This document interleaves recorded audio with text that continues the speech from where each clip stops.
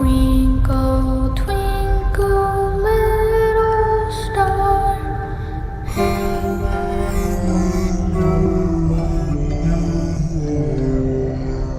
He's alive!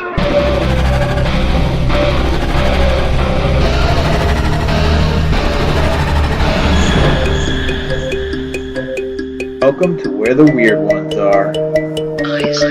Every time I speak, I want the truth to come out. Powerful figures in Hollywood as well as powerful politicians who are in fact not human. They're reptiles or they're lizards or perhaps extraterrestrials.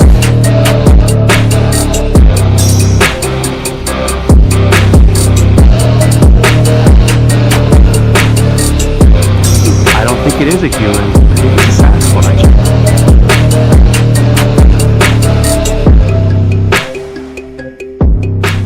Go ahead and run. Run home and cry to mama.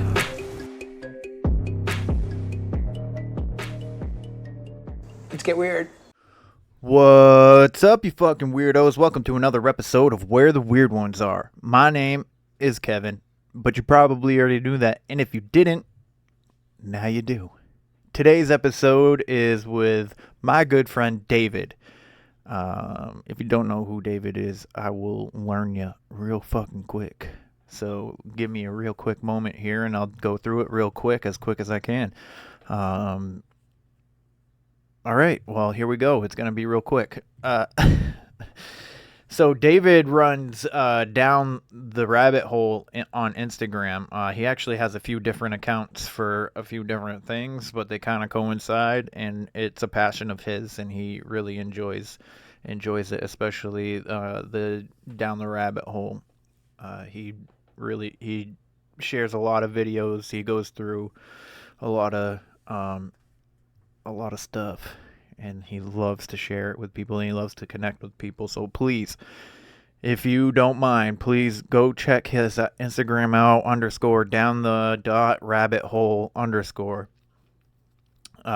extremely friendly guy, so don't hesitate to reach out to him if you feel so inclined. Today's episode, we talk about infinite universes and how throughout our lives we possibly could be going through several of them, which could possibly explain the Mandela Effect. So this guy has I enjoyed talking to him. He has an amazing brain. Like just his thought process is interesting to me. So please go to his website, www.deeperdown.store. It's not .com, it's not .org, it's store. So please check out his merch. And if you feel so inclined to purchase something, like the ad said, if you listen to episode 40 and 41, he does have a coupon code for anybody who listens to this podcast. It is Kevin's Weird 18. You get 18% off of your purchase. So just enter that right at checkout. So he has a lot of good merch, coffee cups, hats, t-shirts, long sleeves, hoodies, tote bags, all the stuff that you would expect a merch store to have. So again, I think this guy is an amazing person. I feel so blessed to be able to call him a friend. So please check out his stuff. And with that being said, if you have any kind of a story or encounter, please don't hesitate to reach out to me at wheretheweirdonesare@gmail.com. You can follow my Instagram, which is where I'm most active, where_the_weird_ones_are. I would love to talk to you, and June is Men's Mental Health Month. So if nobody told you today, I'm proud of you. I'm so glad that you're here. And if you need somebody to talk to, you get me on my Instagram. You can email me, whatever. please don't let your intrusive thoughts take over and win. I know what it's like to live in your head. Please get out and experience some life.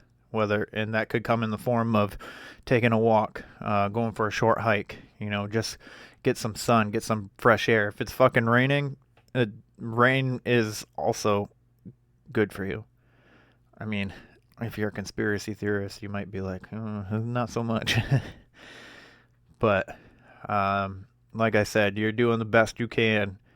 So please hold on and continue, because you don't know the hole you'll leave behind. All right? And with that, everybody, stay weird.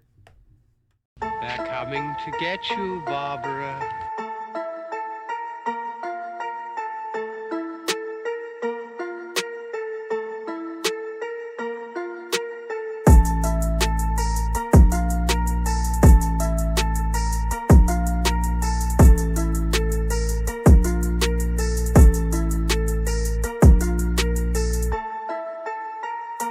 Let's get weird. Let's get weird. Let's get weird. Let's get weird. Weird. Get weird.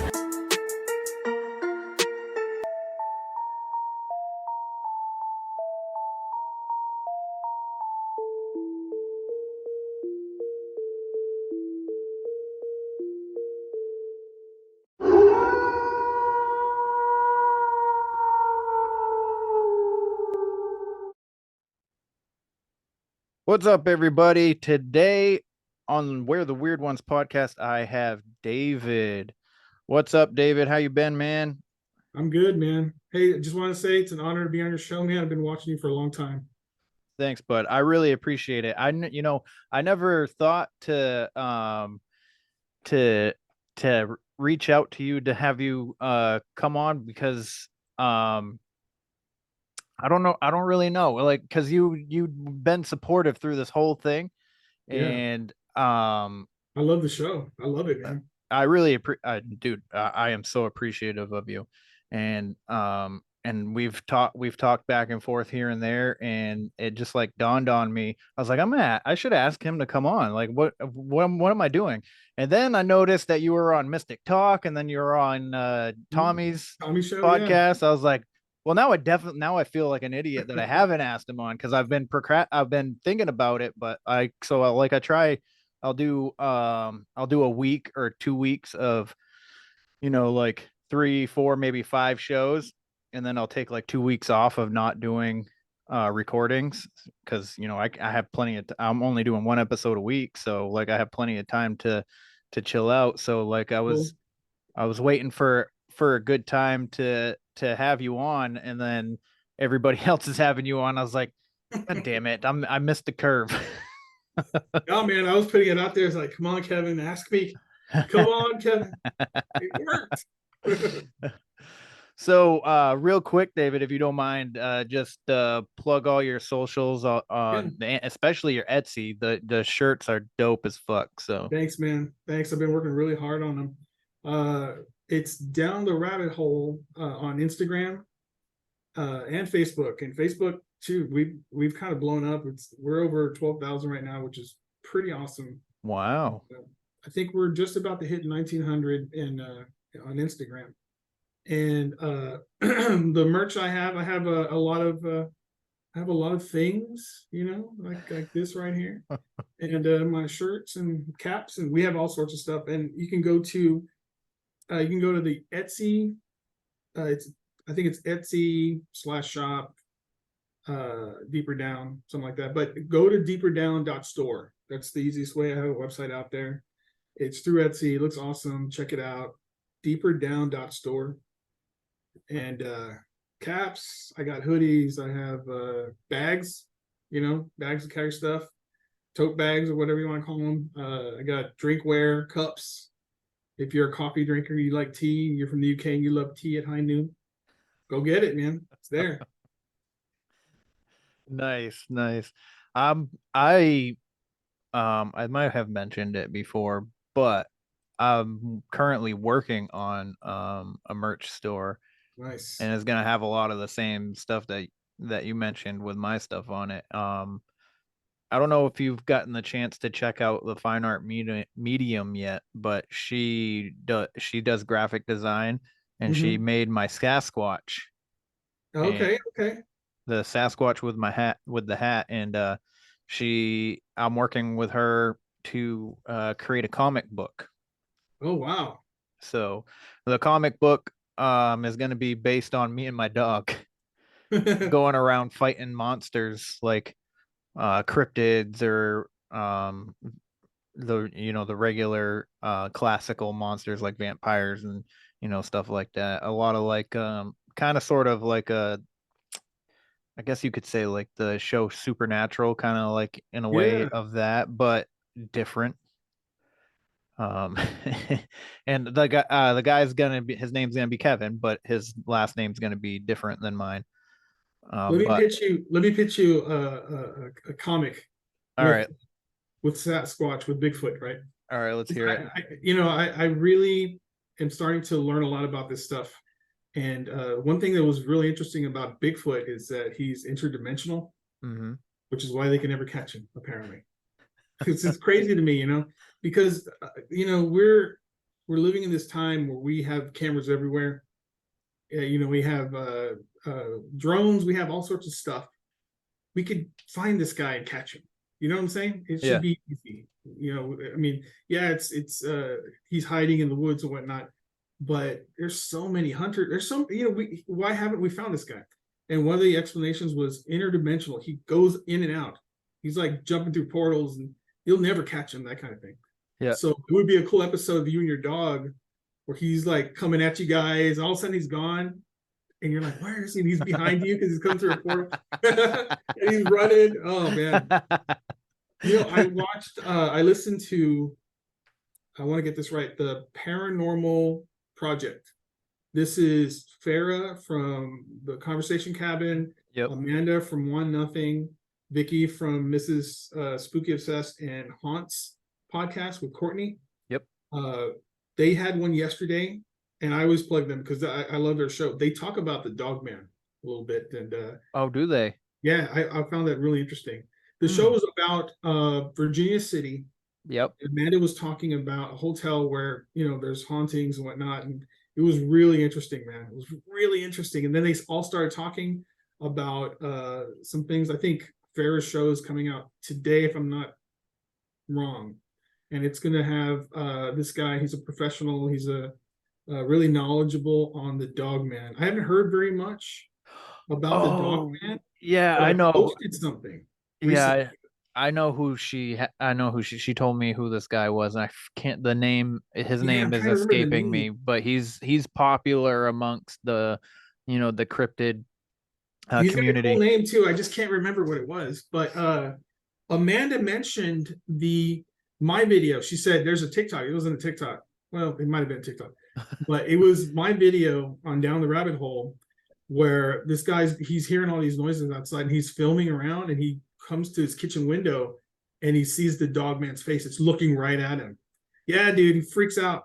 And then the next day he shows another video where he goes outside and said, there's no way a regular anything can be looking into my window, because if you go outside and you look, he has to be 7 feet tall. And look how, and he shows, and there's no way anything, it's got to be like Tim Duncan out there or something weird.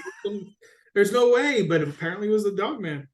Wow. Yeah. Wow. That's on your page, that video? Yeah, I have it's on my page. I posted, I think it was 4, because I found a way to put some like larger files on there, like huge file, like 4 minutes or whatnot.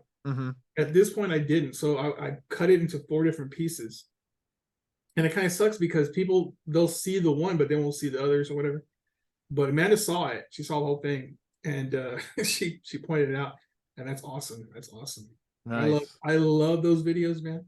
That has been like, I've been watching this for a while. I was watching, one of my favorites was paranormal stuff caught on camera or caught on video. I love that show. But the show is great, right? It shows some good stuff, but it shows some crappy stuff too. Yeah, it shows some stuff that you're like, you look at it and you're like, well, that's not 100% provable, like 100% evidence. That Yep.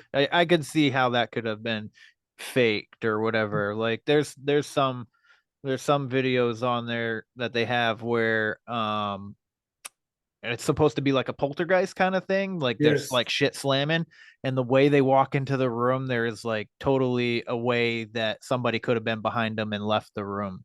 You know what I mean? Strings and all sorts of, yes, Yeah. absolutely. To me, it's when it's a video that I'm watching and I'm thinking about other things in my head. It's not catching my attention. Yes. I don't like those videos, you know. If Right. it's fake, okay, but if it is it good? Does it give me a creep factor? You know what I'm saying? Yeah. Is it worth it? That's Right. what and I can't really tell. I'm not an expert. And really, in the paranormal, who's an expert really? Who I don't really knows, right? Right. I don't think anybody is an Not expert. really. There's some Or people like Brian Bowden. I don't know if you heard of Brian Bowden. Have you ever had him on your show? no.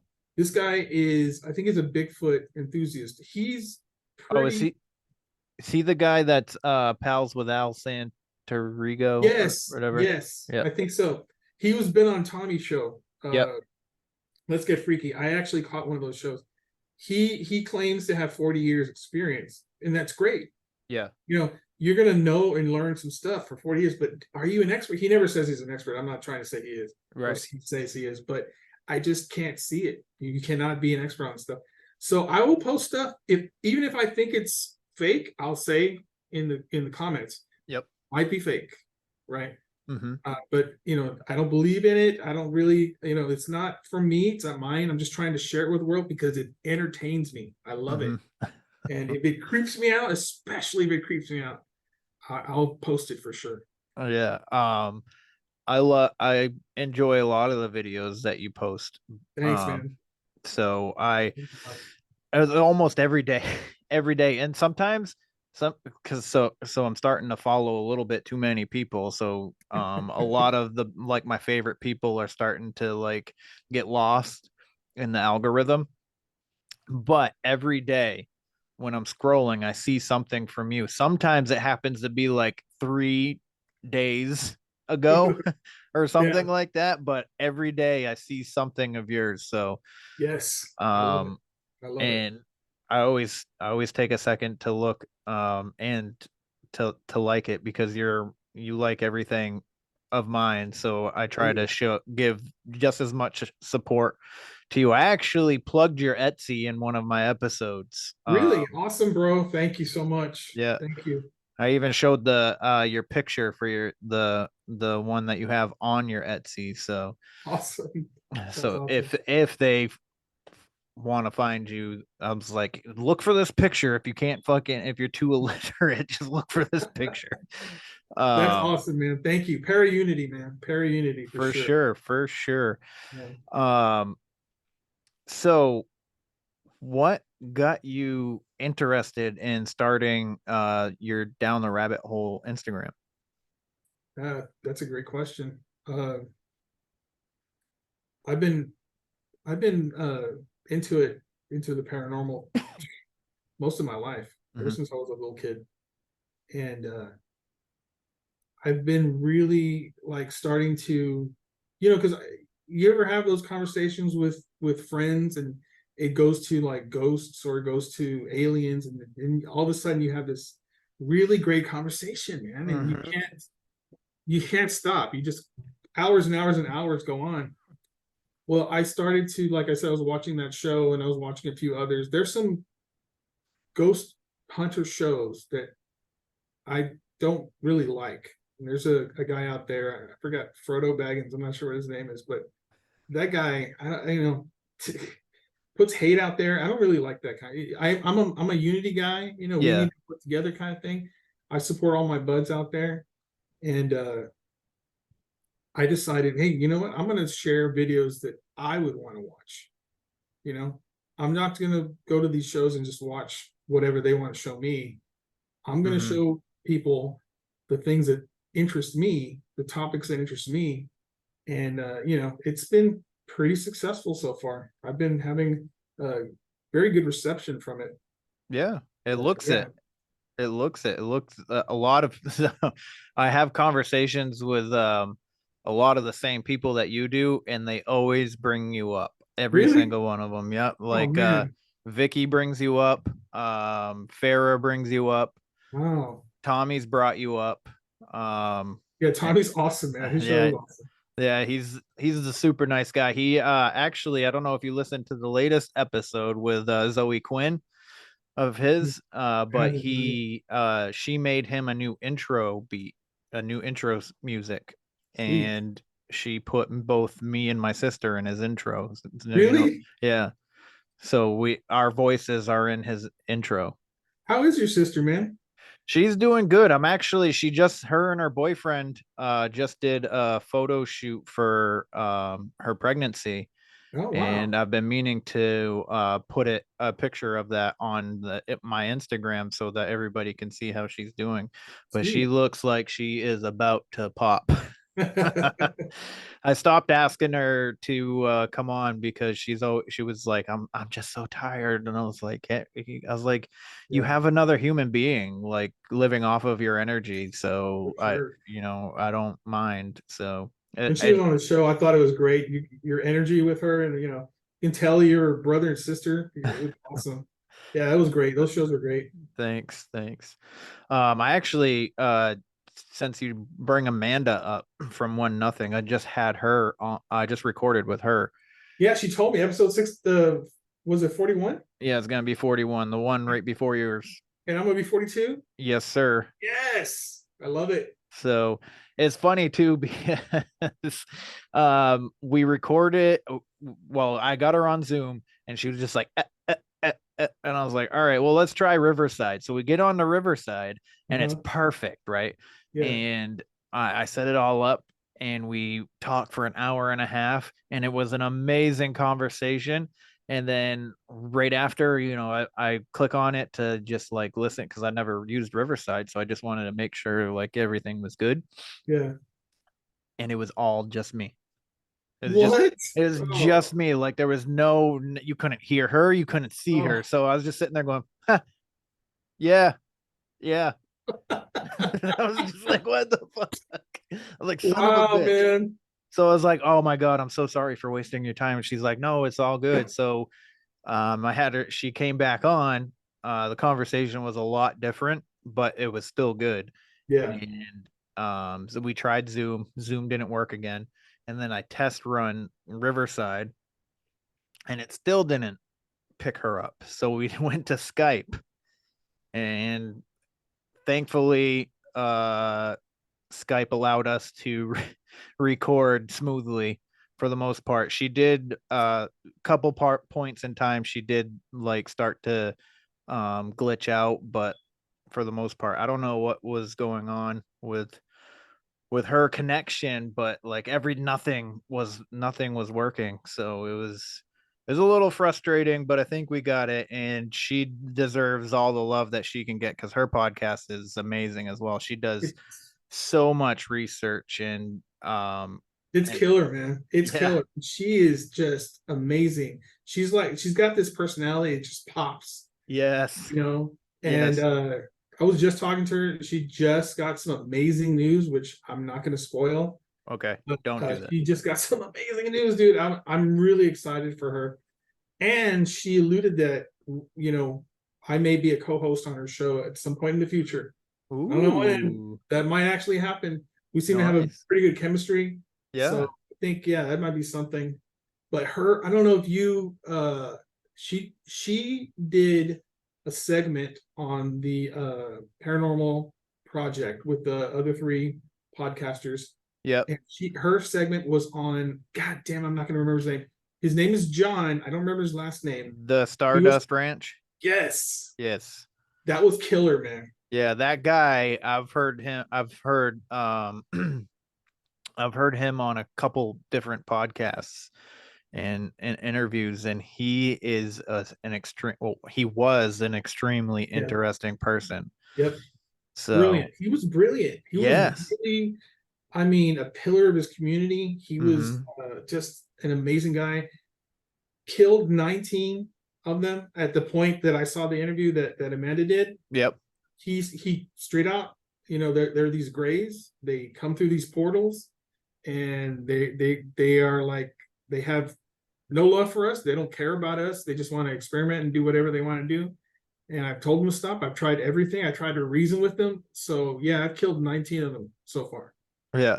What? Yeah, and then they ask him what he did with the bodies, and he's like, they disappear, and they go, they disappear, and he goes, unless you cut off their head. And they go, hear that. No, the guy goes, so what happens after you cut off their head? And he goes, well, the body still disappears. What a trip. And then he's like, that's all I'm gonna say about that. Is it a head like this one over here? That head right there? Yeah. So I guess his wife is having a hard time keeping the ranch or something. Yeah. I guess they're trying to take it from her or something. I don't know. I don't know the whole story on that, but I know she has like a GoFundMe or something like that out there. So if you guys go look it up, it's Stardust Ranch, you know, help out if you can, because it's tough out there. Government's coming for you. You know, you don't do something about it. Yeah, gonna get you. I mean, yeah, and it doesn't matter what side you're on, the government doesn't care about you. So, and it doesn't matter who the president is, they're still not gonna care for us. So, now I wanted to get into to see what your paranormal experiences are. I know you've already told me what they are, so I'm just gonna try and act like I don't know. All right, so yeah, let's get into it. This is something that, you know, at first it was hard to even talk about it, and I did, like you said, Bobby Shoe, Mystic Talk. Yep. It's coming out in June. I did his show, and it was difficult to talk about it because it's something that extremely personal kind of thing. But yes, was that your first time talking about it? It was, yeah. Okay. And it was very unusual. And then I did Tommy's show, and you know, I felt better discussing it because I feel I have more of a strong feeling on. I'm pretty sure this is what's up. I'm pretty sure. Yep. So let me just start off. I'll say two things here real quick, and then I'll talk about. Are you interested in t-shirts, hoodies, mugs, tumblers, trucker hats, wall art, and tote bags with unique designs that are AI and paranormal inspired? Bro, the fuck I am. Well, check out deeperdown.store. That's .store for all you slow people out there. I mean, I'm one of them. So I get confused when it's not a .com too. So, I mean, no bias, but, you know, sometimes shit happens. So I got to remind you that it's .store. Deeper Down is a merch store. It is for 3 different Instagram accounts, which is __ down the .rabbit hole __ I believe it's 2 underscores. Also Omega Vision AI and Chuck's _thoughts. They are all run by my good friend Dayvid, and I definitely think you should check it out and check out his merch store here. I actually have a hoodie headed out my way. If I forgot to mention, they do have long sleeves as well. So for those who are in colder climates like myself out here the fuck in Maine, these designs are dope as fuck. I mean, you just go to the website and you'll see for yourself. I mean, it's pretty self-explanatory just looking at it. So please help support our paranormal community. And if you use my code, you get not 5, not 10, not even 15. You get 18% off of your purchase. Type the coupon code Kevin's Weird 18. That's Kevin's Weird 18. That's my name. I'm weird. I'm weird as fuck. So, go to www.deeperdown.store or the Etsy, which is etsy.com/shop/deeperdown, and use my code upon checkout. Come get weird. Come stay weird. And have a blessed motherfucking day. And then I'll talk about the theories I have about it. But Okay. it was, I looked it up too, because I didn't have the exact dates. It was the 26th, Sunday in October 2014. And there was a fire in the apartment above mine. I didn't know there was a fire in the apartment above mine. And so I'll come back to that. Okay. Mm-hmm.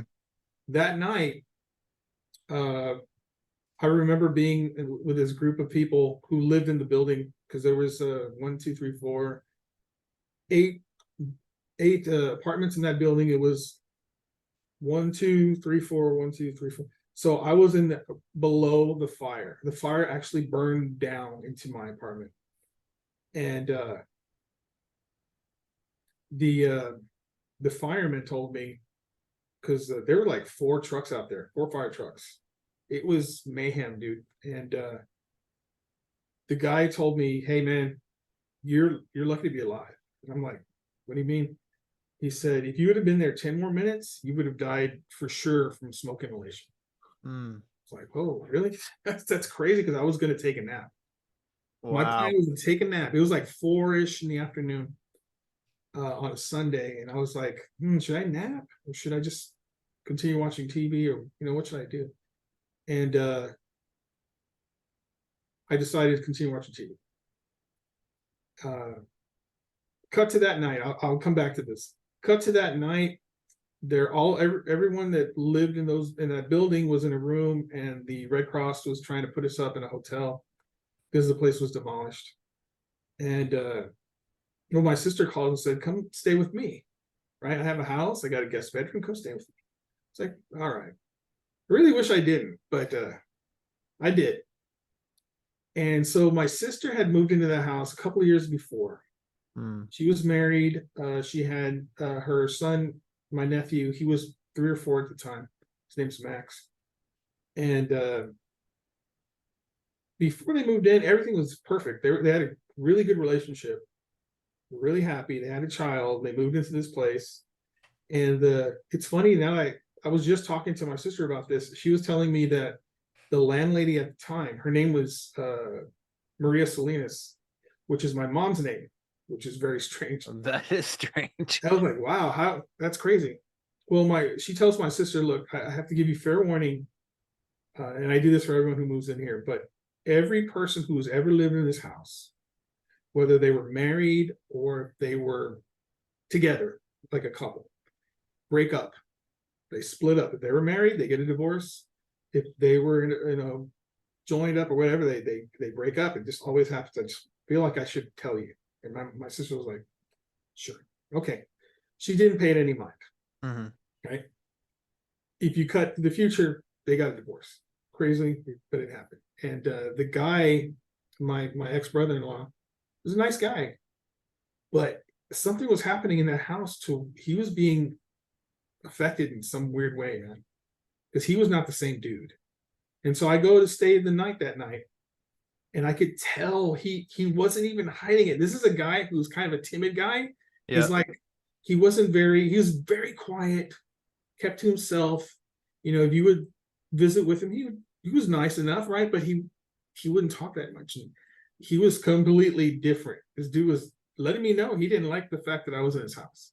Right? I'm like, holy shit, okay. Jesus. So I was like, all right, fine. I'm gonna go to bed because it's been a long day. Me and my dog Charlie go to bed. My dog Charlie's like a Chihuahua Jack Russell mix, little white and brown dog. So we go to bed that night, and I kept hearing a tap, and it was 3 taps every time I was hearing it.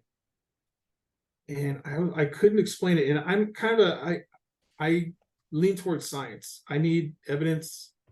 I need to know, like, what's the data? Can I measure it? You know what I'm saying? Is it something I can explain away? If I can explain away, I ain't gonna worry about it, right? And so it just kept tapping. And I noticed, okay, so it was my sister's guest bedroom, and she did like crafts and what have you in there. And I noticed there was a piece of paper with a thumbtack on it, and the ceiling fan was going. So I did notice that when it would move up, it would tap itself on the wall. So I thought, okay, this has to be it, right? Fell asleep. And then I could feel, so the bed was in the very middle of the room, and it was kind of like a small bed. It wasn't a huge bed. And I was facing the tapping. So I'm asleep and I'm on my right side, facing this side, and I could feel something looking at me. You ever get that, like, you're being looked at, someone's looking at you, and usually you turn around and some friend of yours looking. Well, it woke me up, and I looked, and there's nothing there. And I look around, and then I hear what sounds like shuffling around the bed from the spot I was laying. Yeah, it was shuffling. It sounded to me like someone wearing socks, a little kid wearing socks, moving around. But I looked, and there's nothing there. I didn't understand what was going on. So that was it. I went to sleep finally, and then the next morning, again with my brother-in-law, he's kind of letting me know he don't want me there. He's not happy. And so later that night, I go back to sleep, and I keep hearing the tapping. But this time I notice it's not the paper, dude. It's actually a louder tap happening on the wall. And the paper is not hitting at all. I went and took it down because I wanted to make sure. Sure enough, boom, it was tapping again. And then I heard again a little shuffling, like whatever. I go to sleep finally. Again, I'm on my right side, and it's in the middle of the night, and I feel someone grab my left shoulder and is like waking me, right? I figured it was my sister. Something must be up, right? So I wake up and I look, and there's no one there. No one there, dude. It's like, I know I felt something waking me up. Wow. And then a few seconds after that, I heard what sounded like a little boy laughing. And dude, that got me. That terrified me. Yeah, I've any kind of laughing, I feel like I would I would do the blanket over my head kind of thing, you know what I mean? Because that little thin layer of blanket will protect me, from whatever this is. That's creepy though. Yeah, the laughing really bothered me, and my dog noticed it too. Jeez. She got up and was looking around. She couldn't find what, there was nothing there, man. And then there's more shuffling around. I was freaked out. It took me forever to even fall asleep. And I don't claim to be a big, strong man. I ain't afraid of nothing. Hell no, dude. That shook me to my core.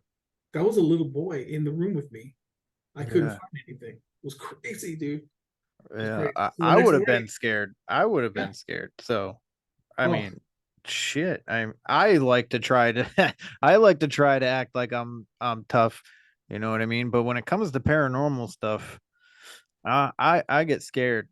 Yeah, really easily. That gets me to my core. That one really bothered the hell out of me. That night was a tough night. I barely slept. Well, the next morning I get up and I'm talking to my sister about it. I'm telling her something happened. I thought it was you waking me up, but something was shaking my arm. And she's like she's very short. She's 5 feet, and she has little hands. So I thought it was her for sure, dude. It had to be her. And when you wake up and you don't see anything, your mind goes to like a weird place. It's like, what's happening right now? I don't understand. There's nothing here. She had a secret passage. She actually said, "Oh, so you experienced it." Oh, like, shit. What? She said mom and dad stayed in that room, and they had the same experience. They had the same tapping stuff and the same shuffling of feet. And I said, dude, why didn't you tell me? Right? There, man. She goes, I'll do my her little craft stuff. and she says, I'll be working on something, and all of a sudden there's something on a shelf that'll fall, just get knocked down. And you think, okay, you put it back and it will get knocked down again. Because I hear things in there, it's crazy. And the worst part is Max, my nephew, she said, this is what really bothers me is he has like an imaginary friend whose name is Coco. And he's there playing and talking to Coco, and I'll ask, hey, who are you talking to? My friend Coco and whatnot. Then later on, Coco started to scare Max really bad, terrify him. So he would chase him and he would get scared. And man, at the time, I remember we would go to like, I would take them to like the spirit store. Yeah. The Halloween stuff. Mm-hmm. And Max would be terrified in there, man. It kind of traumatized him a little bit, I think. He couldn't stand next to any of those little statues. He was just terrified by the whole thing. It really bothered him. Yeah, I think that's the worst part. If there was a child entity in there and he was terrorizing my nephew, goddamn. So she no longer lives there. They moved out. He moved out first, and then she moved out. And so I know the address, and I've been trying to look up the history on the house because I would like to do some sort of, I don't know, investigation. Yeah. Yeah. So I'm gonna contact the people who are living there. I know who the owner is, but I don't know the people who are actually living there. So I'm gonna see if I can contact them and ask them if they had any experiences, maybe. Yeah. They'd like to share. And I would love to do, go in there and try to do some measuring or do something to see if I can find something. I want to know what that was, man. It's been bothering me for years. I bet, man. I bet. I'm sorry, go ahead. No, I was just gonna say that I would have had the same reaction as you, and I would definitely want to try and get back in there. I think we're gonna do that. I think me and my sister are gonna try it out. But now I'm gonna go back to the fire. Yep. So I have a ton of theories about a ton of things, and one of my favorite is infinite universes. So a lot of people understand it as what is it? The multiverse. Yep. Which is okay. It's a Marvel thing. I love Marvel, and I mean a lot of people understand it. But before all that, I would think of it as infinite. So just to give you an idea of what I'm talking about here, think about every decision you make, right? So, for example, the fire. So that night, I decided to not take a nap. But there's a universe where I did take a nap. Mm-hmm. There's a universe where I left that place just to go to the store down the street or something. There's all these choices you make that will affect your life in ways you can never understand, right? You'll never know what you did. If you did this, well, that leads you into a whole other path, that you wouldn't know because you went to this other path. And one of my theories of this is that there has to be millions of universes where you do exist. And then, of course, billions where you don't because your parents never met or something. Right. So if that's the case, if you have lived or you've been in a million universes, then it stands to reason that every second you've ever been alive up to this point, you have died in another universe. Mm-hmm. From birth to the second or moment after that, to the moment after that, you have died in a different universe. Right? Right. So if you think about it, in another universe, you, Kevin, at this moment, gone. Yes. Something happened to you. Yes. You want to know what? I used to have this conversation with my sister when we were kids. Really? Yes. I believe it, man. I believe you guys would have a conversation like this. Yes. Because I remember, I think we were watching a movie when we were kids, and I want to say it was like I don't know what the fuck happened, but the person, I don't remember the movie, the name of it or anything. I just remember that he woke up or something, And anyway, so he ran into a person that looks exactly like him, Uh-huh. but he was in like a different world, and like things were different than the world that he was already living in. Mhm. And then I was just like, I bet you there are like a whole bunch of other worlds that we exist in, but we're doing different things. And like maybe in another world, I might be black. I might be a black guy, or I might be a woman in another world and stuff. Like we had this. I know for a fact we've had. She might not remember it, but I remember it because she Yeah. doesn't remember a lot of things, uh, which is hilarious to me. Um, So she was also like y'all were vibing off that idea. yes, for Yeah. sure. She was. Yeah, she was. We used to have a whole bunch of conversations. Not only that there's other worlds, but like we would have conversations about ghosts. We would tell each other ghost stories and stuff. We actually used to sit in her room sometimes. No matter we moved around so much. It was so annoying. Um, so like the fact that I've been living in this house for 2 years now is like I want to rearrange because I'm so used to moving. You know what Yeah. I mean? So now I want to rearrange all the time. But we used to sit in her room and we would like try to just sit there and like listen, like we were doing like a ghost investigation or something silly like that. And we would end up scaring ourselves almost every time. Yeah. And we did it. I remember one night we did it with so my stepdad, who's not my stepdad anymore, but he had three kids, two girls and a boy.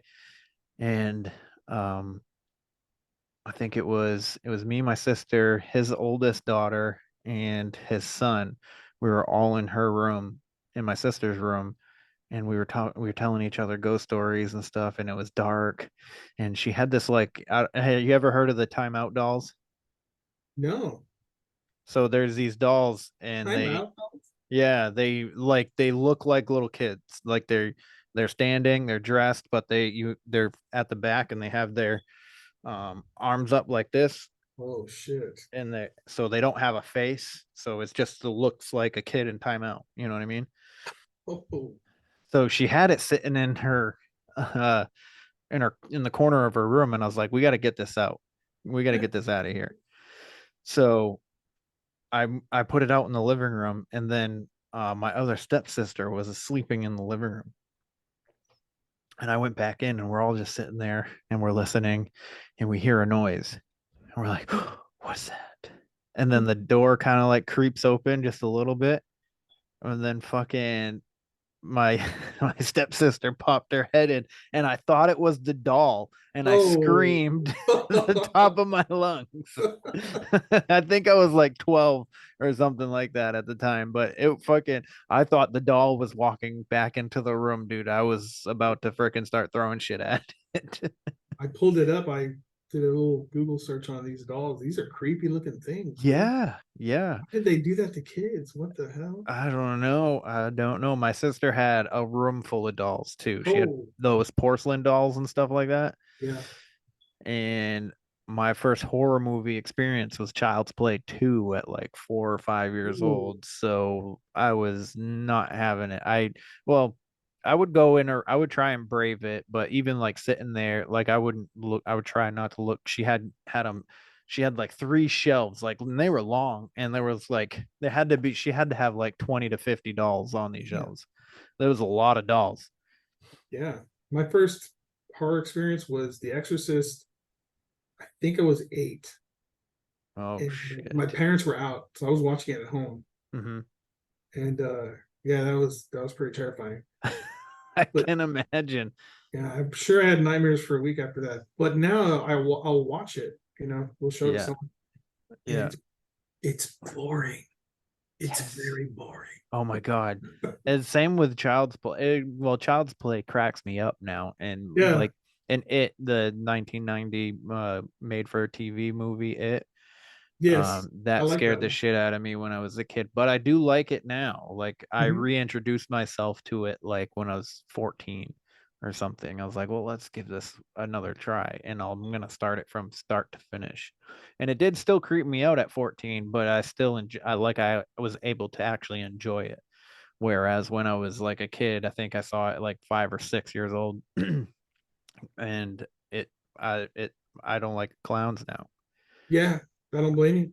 I mean, it's not a fear now; it's more like an uncomfortableness now that I'm adult. But You remember I think it was 2016 when there were all these clown yeah, things happening where people are dressing up as clowns and trying to scare people. yep, That and was a trip, man. I was like, what universe am I in right now? This is crazy. Why is this you, happening? you're in the universe that you lived. I remember watching Nightmare on Elm Street with my folks, the Yep. first one. And for some reason I thought it was hilarious. Like you just mentioned that you were laughing at it. I would laugh at all the crazy scenes, and my parents thought I was nuts. Because every time I would watch a movie like that, Jason or anything like that, I would laugh. It was hilarious to me for some reason. I don't know why, but it was. That's hilarious. Um, so my son actually just started getting into horror movies, and he's 14. Nice. He's never watched a horror movie before in his he's walked in on me watching a horror movie, Oh, yeah. and he was like, "What the fuck?" But I introduced him to Scream a couple weeks ago. Okay, cool. And he was like, the minute Billy comes through the window of her Mhm. house, he's like, I bet you that's the killer. And I'm like, Ah, what makes you think that? He goes, I don't know. He kind of sounds like the guy on the phone. And I was like, okay. And then throughout the movie, he's like, oh, maybe I don't know. I don't know. And then we watched Scream 2, and he couldn't figure out who the killer was in that one.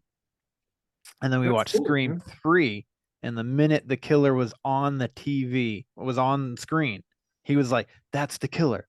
And I go, "How?" I go, "What makes you say that?" He goes, "Because he's mad that they're shutting down the movie."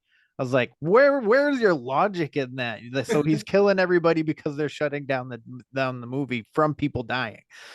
He's like, I don't know. It just I feel like it's the killer, and it was He the was right. killer.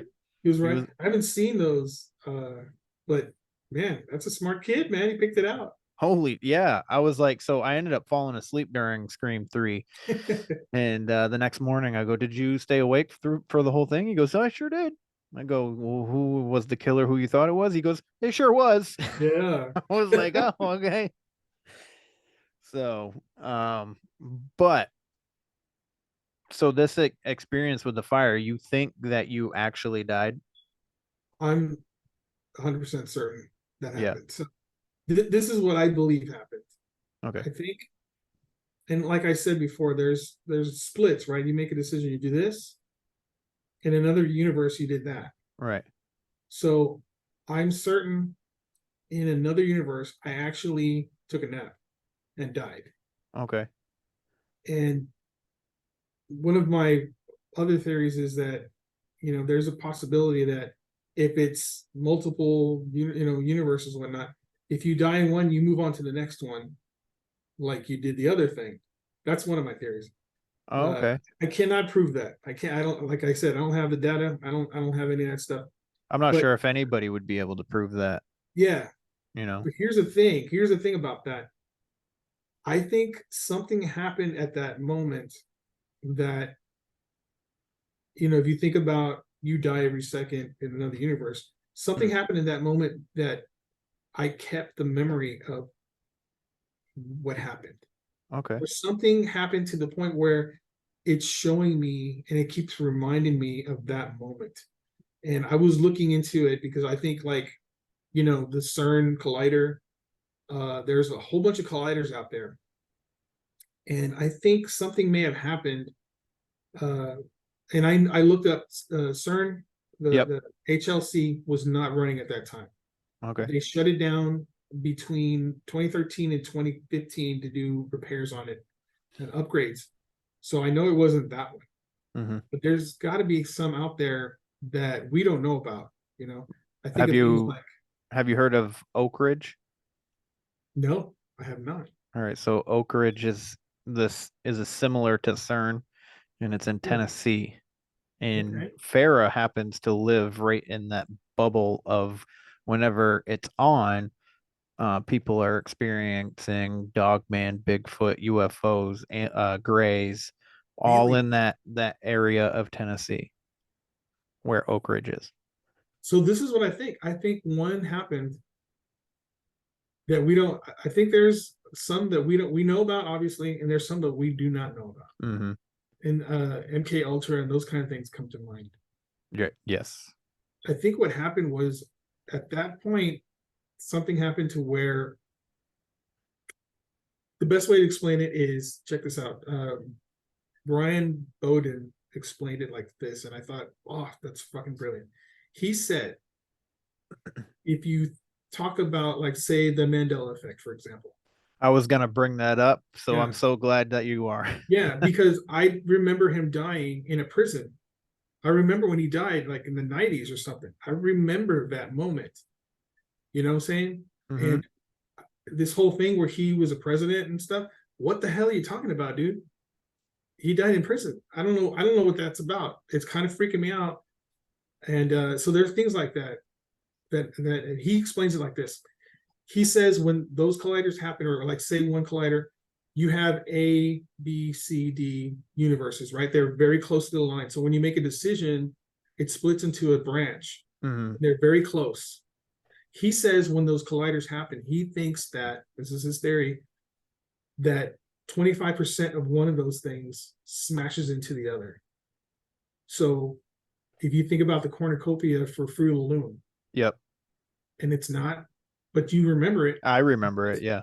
You were in that other universe and it collided, and only so much of it stays, and the rest of it is pretty much similar because, you know, they're so close.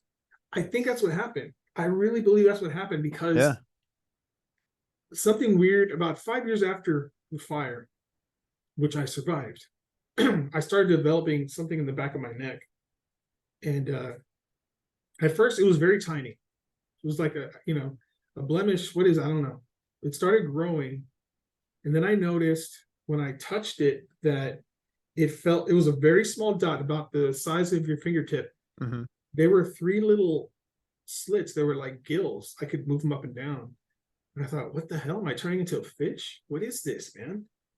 And I went to a doctor. Yeah. Because I was like, dude, I don't know what this is. Can you tell me?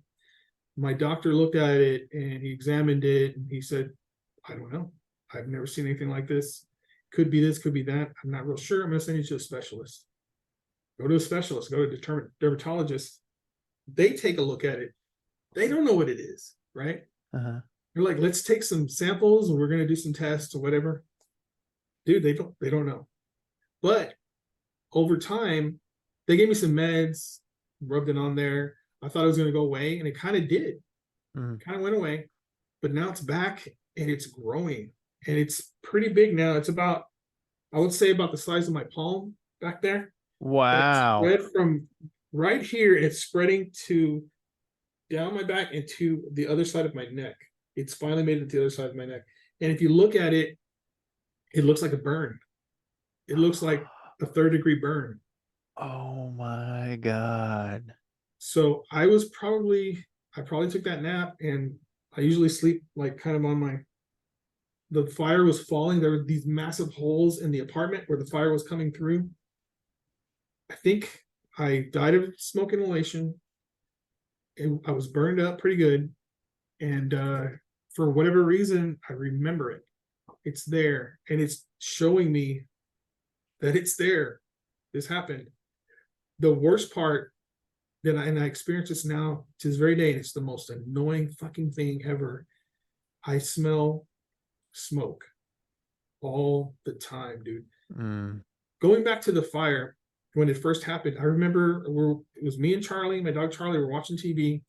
I heard what sounded like glass breaking, but I thought it was from the upstairs neighbors, and they were kind of rowdy people. They were always arguing and fighting, so I figured they were fighting and they broke like their glass. What was happening, it was fire shooting out. It just destroyed the glass and was shooting out. It was just raging. I didn't know. I went to go and check. I looked out. I saw the glass on the ground. I thought, oh, they're at it again. Went back, sat down, watched TV. There was a point I was going to make here. Kind of forgot what it was. I do that Anyway. all the time. So I remember smelling the smoke. That's what it was. And it's Texas, man. We're always barbecuing out here. So it's not unusual to smell. It smelled like barbecue with a twinge of chemical. There was a chemical smell also, which I assume is plastic or whatever was burning up there. Yeah. At first it smelled like barbecue, like someone was barbecuing a brisket or something. It was kind of, I was like, it smells pretty good. But now, and this has been happening at least 5 years, very consistently. And in the beginning, it scared me because I immediately would jump up thinking there's a fire, you know, and I'd search the house and I'd go outside and nothing, but I still smell it. And I would tell my girlfriend, do you smell that? It smells like there's a fire. It doesn't smell anything. It's just me. I'm the only one smelling this crazy shit. Wow.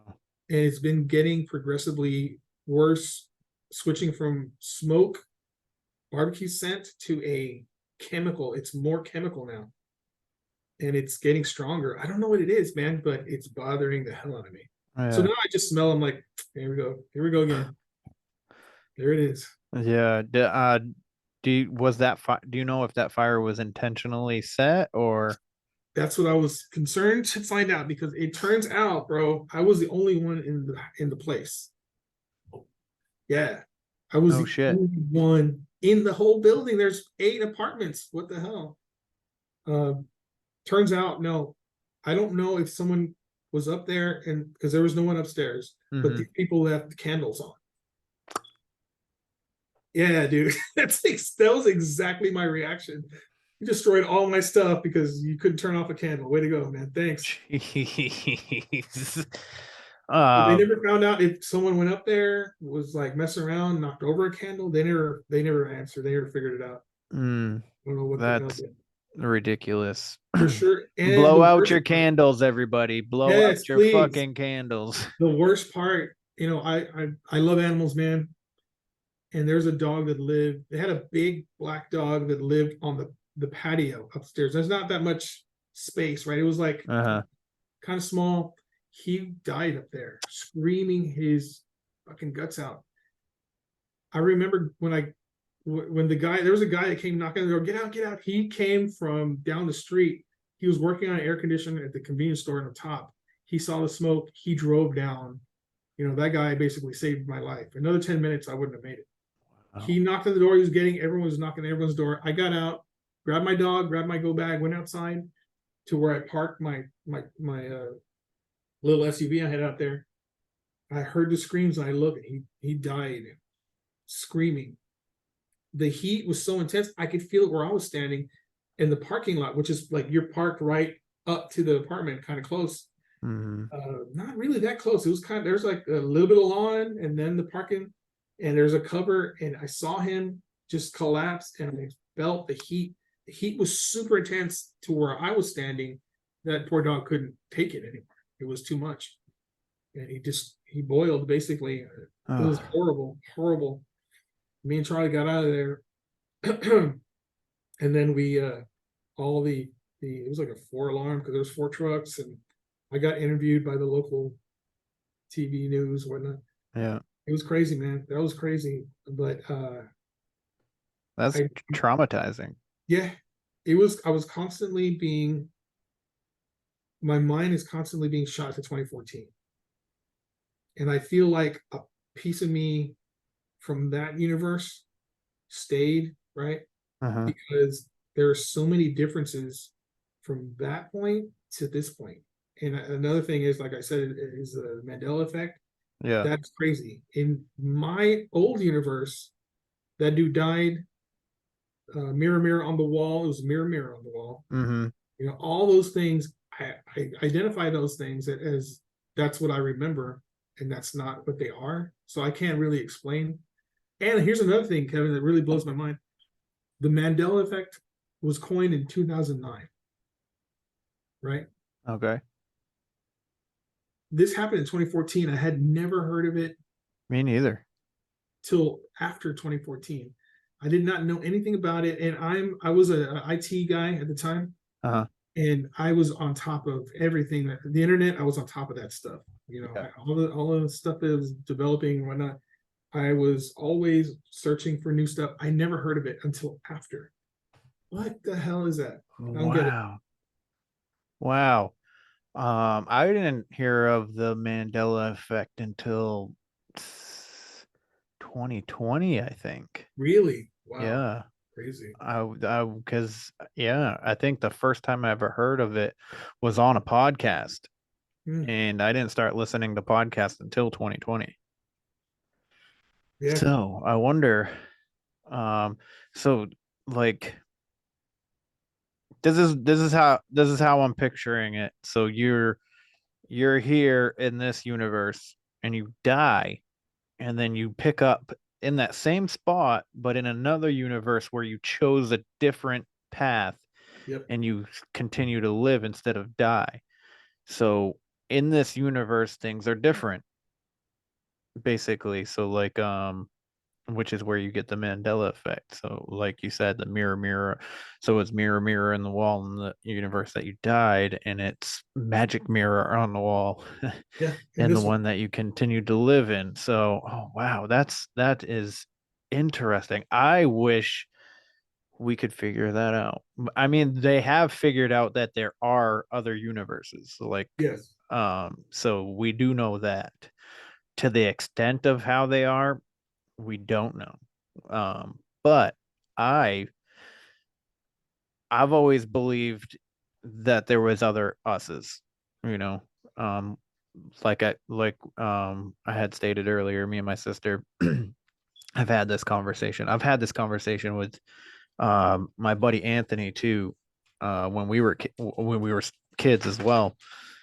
And wow, man, that's a crazy scenario to find yourself in with the fire, especially. And now that you're smelling it, man, I don't know if I'm not 100% sure if I'd be able to cope, you Yeah, know. it's driving me a bit nuts, that's for sure. I don't know what it means. Like when this thing's spreading, what's gonna happen when it gets to a certain point? What does that mean? Yeah. And why can't these doctors kind of stop it? Yeah. And, yeah, the scent, the smell is it just happens at random moments. And I honestly, my first thought is, holy shit, there's a fire going on. And then Mm-hmm. I realize, oh, I know it's not. I can smell the chemical in it. It's different. It's not when it's in my head, or I don't know. I'm smelling it. It does. I can't explain it, but it's driving me crazy. Here's another thing. Mm. Difference between the two sides. I had arthritis before. It developed when I turned 20, and it was extremely fucking painful. I had it in both my hips, my knee, my ankle.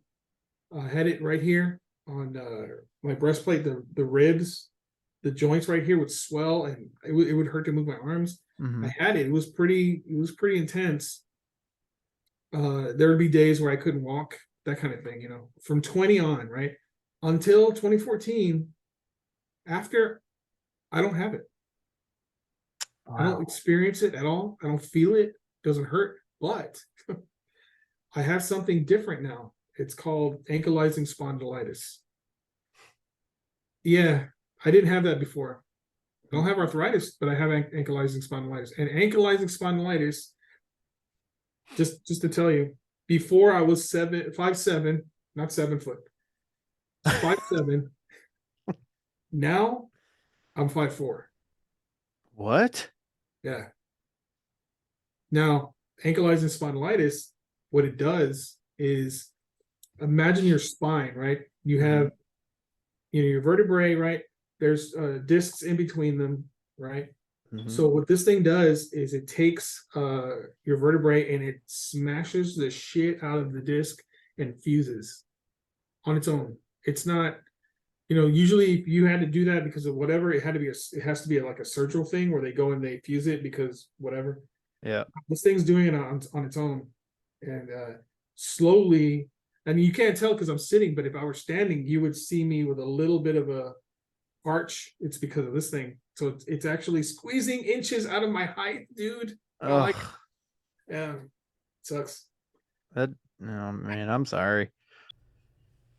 Hey, are you into healing crystals?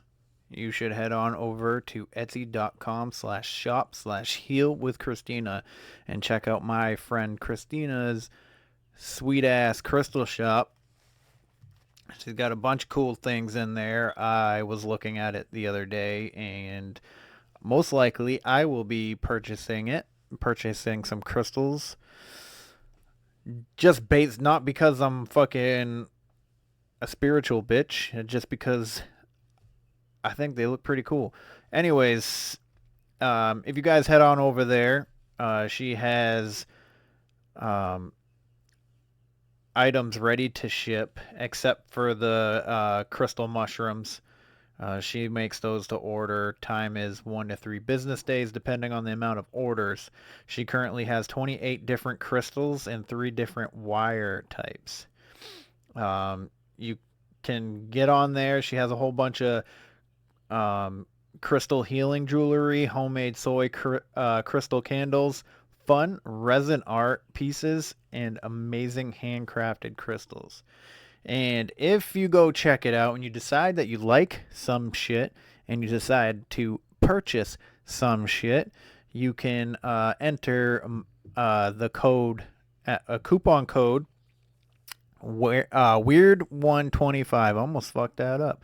Weird 125. That's a capital W.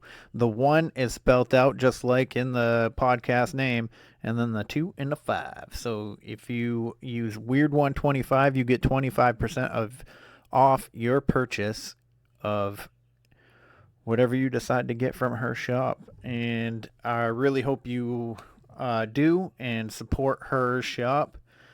She does amazing things, and she's an amazing friend, and she's an amazing person. So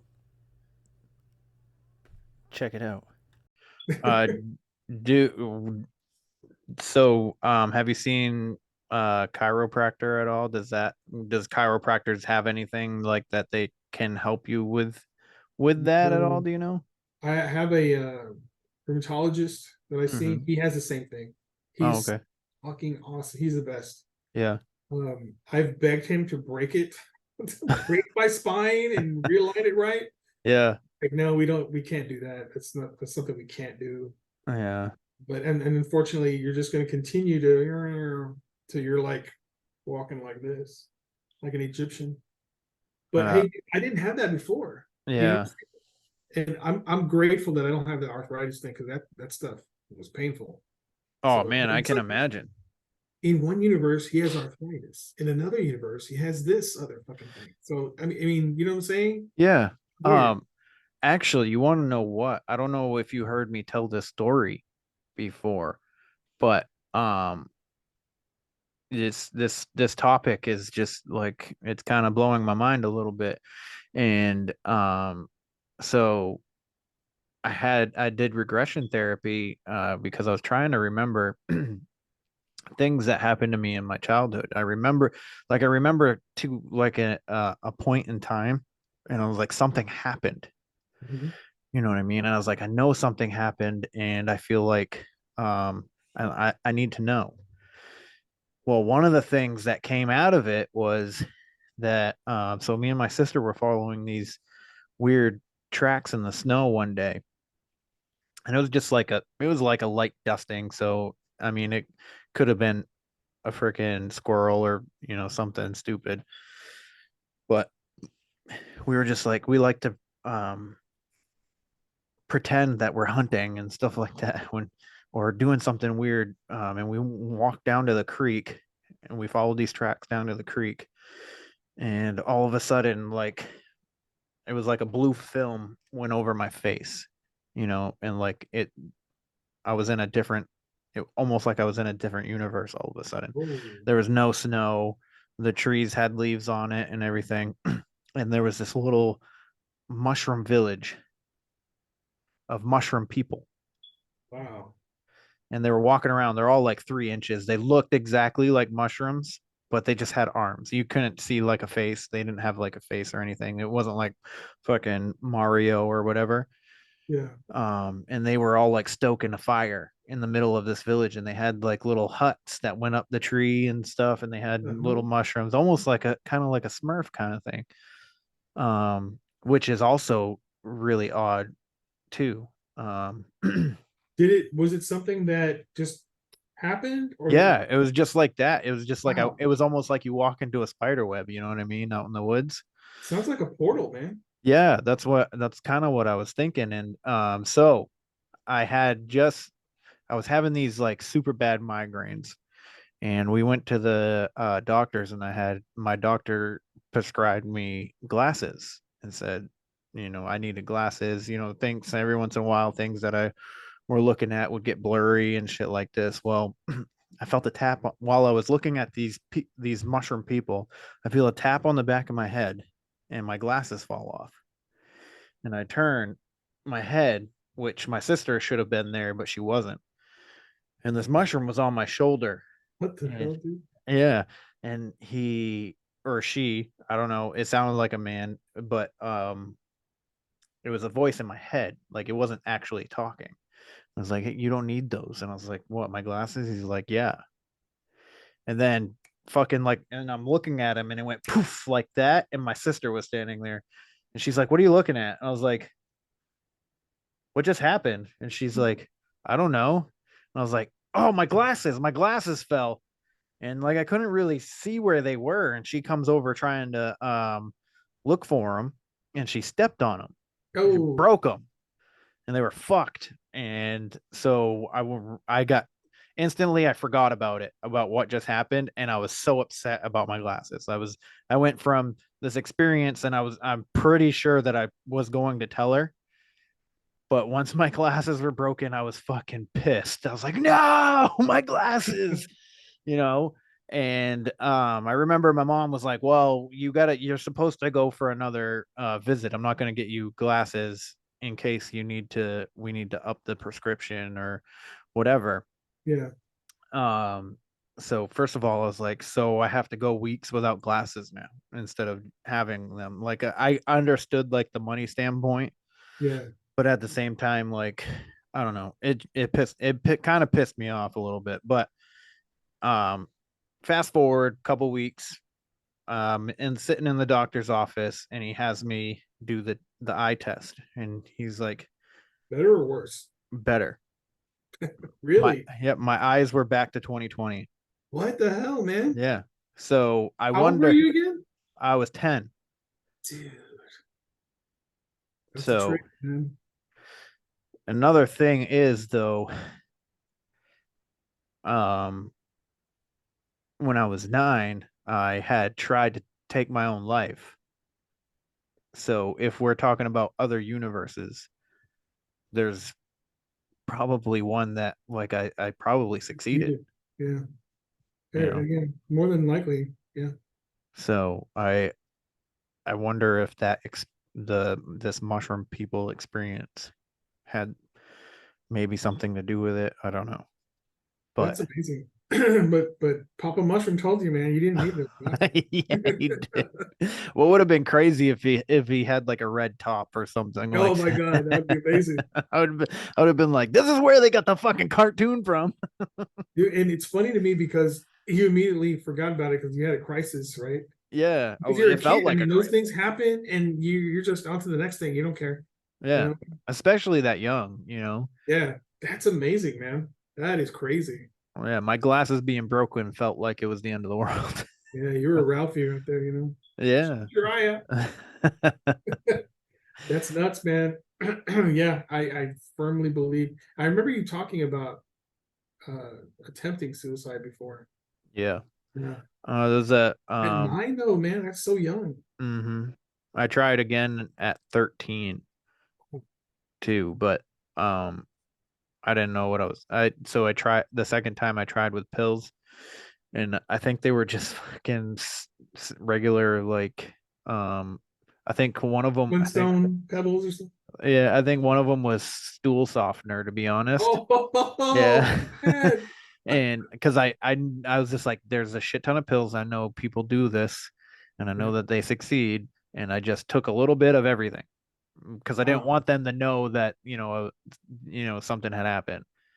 from the pills. And what ended up happening was I ended up spending the whole day in the hospital with fucking stomach pains. So Oh, I was like, damn, dude. fuck. And then I couldn't play football. So then I was even more fucking like depressed. Dude, So that sucks, man. yeah. Well, I'm glad you're with us, Kevin. Me too, man. I look back on it as like a kind of like a learning experience, you know. Sure, for sure. Um, I wouldn't have my kids today. I wouldn't be experiencing a lot of the things that I experience. I wouldn't be doing this podcast Yeah, and exactly. talking to amazing people like yourself. Well, thanks, man. So I wouldn't be supporting you. You wouldn't be here. that's true. That's true. Dude, that's awesome. That yeah, I know that. I think everyone thinks about that. Everyone. Yeah, I feel like Goes everyone at through. least thinks about it. I know I have, but I love myself too much, man. I couldn't do it. Yeah, I love myself now. That's good. That's good. It Good to hear. every day back then felt like it was the end of the world. You know what I mean? It felt like my Yeah. world was ending almost on a daily basis. I don't really say much. I mean, I've said some things about my mother on the podcast, but um, she could have been better. Yeah. So I mean, I know we all experience certain things from our parents, but I mean, my mom was my first bully, so Mhm. I would never want to bully my kids in any kind of way. So Well, you learned something from it. yeah, Something good came from it, you know. yeah, and so my dad was mostly absent. Me and my dad have a fantastic relationship now. Great. My mother and we don't. I mean, she tries to talk to me, but she talks to me through Facebook Messenger, and I'm like, first of all, she lives a block away from me. Wow. She's never been in my house. She's never even been outside my house. So, Damn, it, dude. Sorry. I mean, I appreciate it, but I mean, it is what it is. I have started to become a recluse in this last year. And I started this like whole spiritual journey when I broke up with my ex, and actually she's tried to come back a few times. I've tried to go back a few times, Mhm. and we ended up in this cycle. And I just the last time I spoke to her, I just like had this realization. I was like, this is never gonna work. You know what I mean? Like as much as we care about each other and stuff, it's never. I don't think it's supposed to work. It's never. I don't think it's meant to be. Right. As much as I had thought previously that it was meant to be, you know. And then I started listening to podcasts, and I started to back in 2020 when we first broke up, anyways. And you know, so the last time we had spoke, I had given her basically an opinion, and she was like, you don't have to be negative every time we talk. You end up getting negative and blah blah blah. I was like, I'm giving you an opinion. I was like, you can attach whatever emotion to it. I'm not responsible for the emotion you attach to what I'm telling you. Yes. So when she's like, well, if you're gonna be like that, we can you can just stop texting me. I was like, if that's what you want, I can totally do that. And after I sent that, she never replied.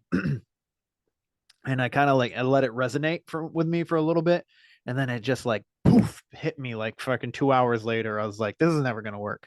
I was like, there's no point in continuing this, so I'm done. And I deleted. Well, first I blocked her phone number, and then I deleted her phone number out of um my contact list. So hopefully I don't remember the number. Well, it sounds to me like mental growth. Like you made a realization. It was a difficult one, Mm-hmm. and you continued. And that's really awesome. That's a good thing. It really is. You talk about spiritual growth, that's part of it for Yeah. sure. Yeah. I think it's just that you're not compatible. That's all it is. And you can Mm-hmm. care about someone and not agree with them.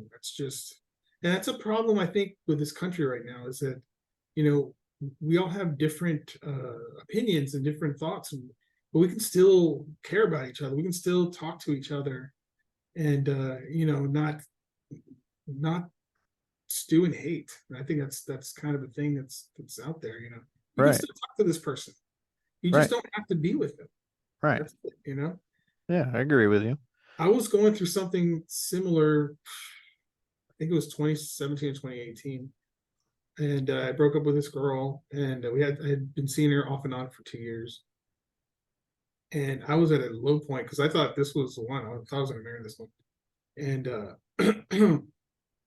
it was I was in a low place, and I just wanted it to end. I remember thinking, man, I just wish this would just be over. I'm tired of feeling like this. I don't like feeling, and I don't want to be stewing in it day after day after day. It's when is it going to end? I want to get over it already. And I remember thinking to myself, just don't even think like this. Just be patient, meditate, try to relax, try to think of other things. And I'm grateful that I didn't do anything. Not that like I said, I love myself, but I'm grateful that I decided to do that, because now I'm in a 5-year relationship with someone who is my soulmate. Totally my soulmate, dude. That's amazing. And I'll tell you one thing. Before this, I didn't believe in soulmates.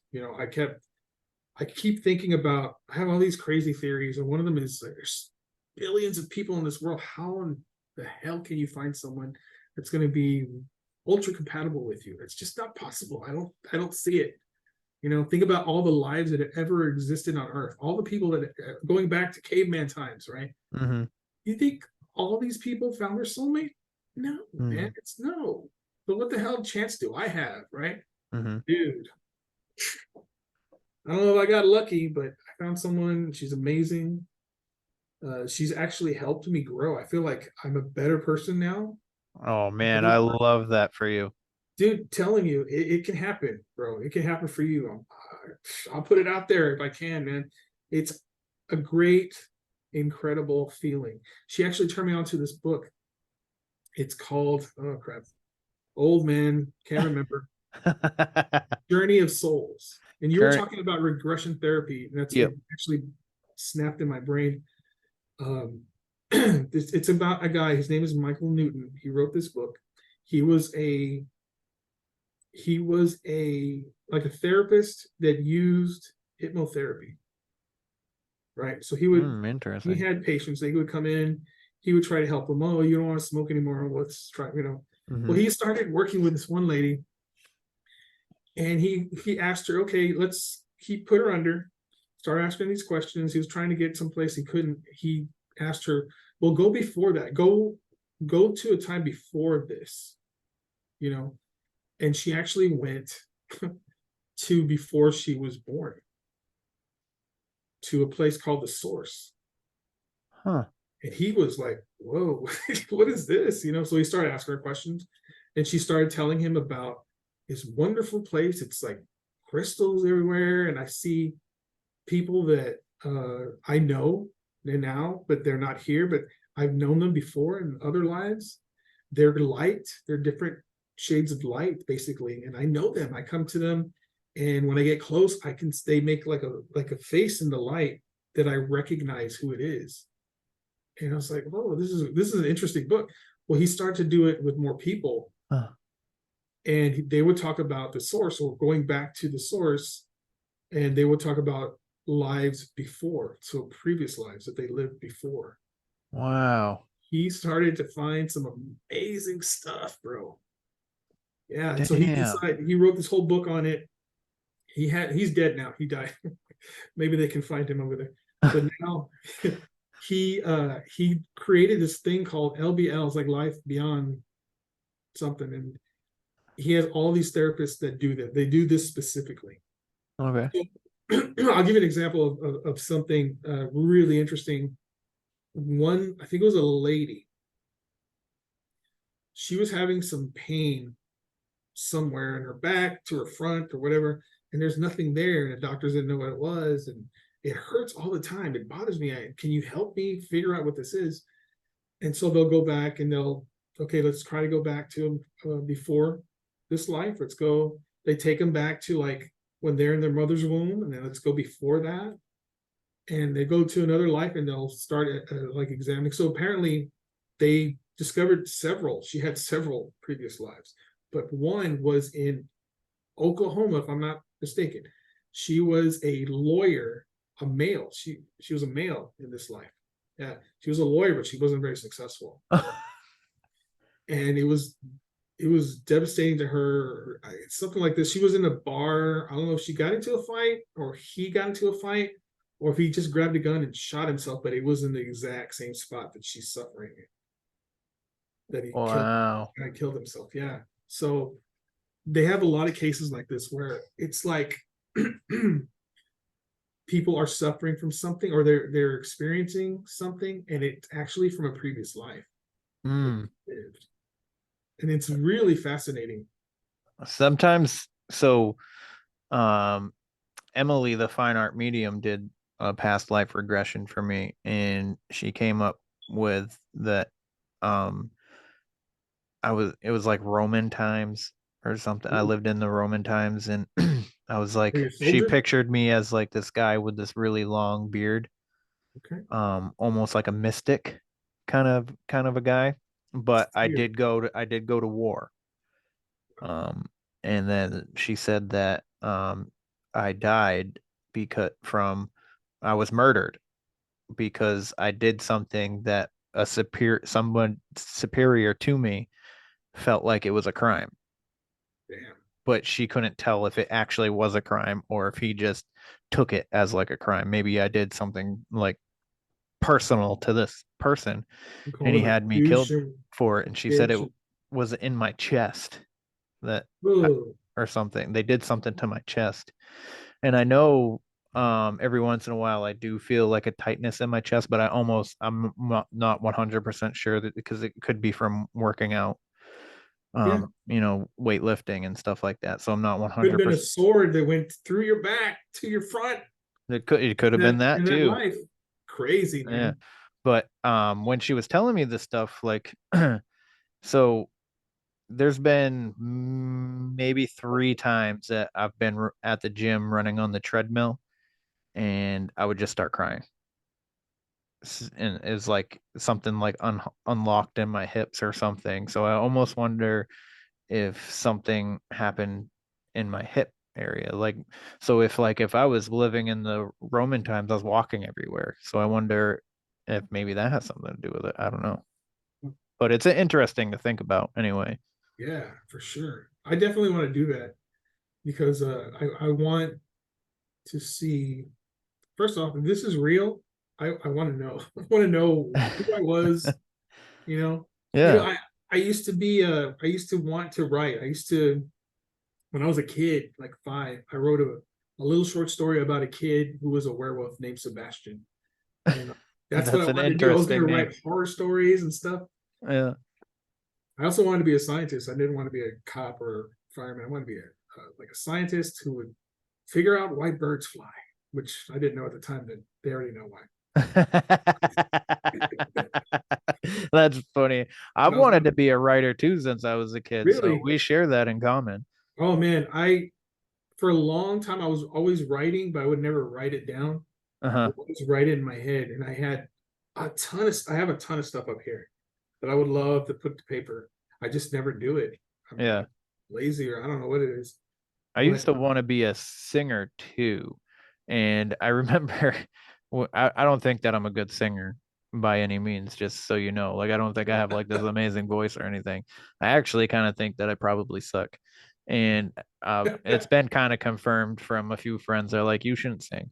But I remember like walking home from like a friend's house or something in the middle of the night, and I would walk down the street and I would like basically compose this whole song in my head and I would sing it out loud.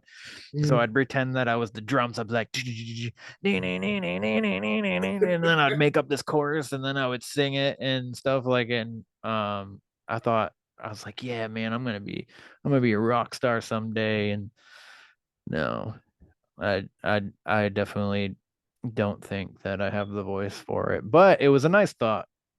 Hey man, you're a rock star in the podcast world, bro. That's for sure. Thanks, man. I appreciate it. So Tommy had been on a podcast that I really love, and it's a tinfoil hat. I don't know Oh, if you okay. heard of that one, No, but I'll it's look a it up. good one.